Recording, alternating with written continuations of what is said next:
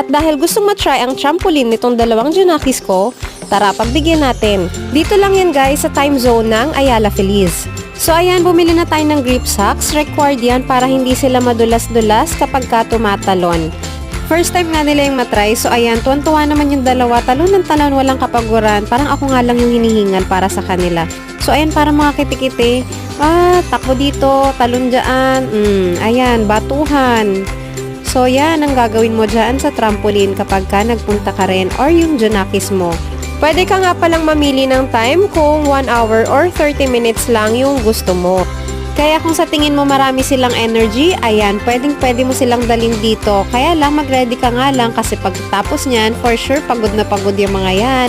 Kaya for sure, gutom na gutom din at hindi nga ako nagkamali. Kaya pagkatapos nila maglaro, ayun, nag-request na kung saan naman daw kakain.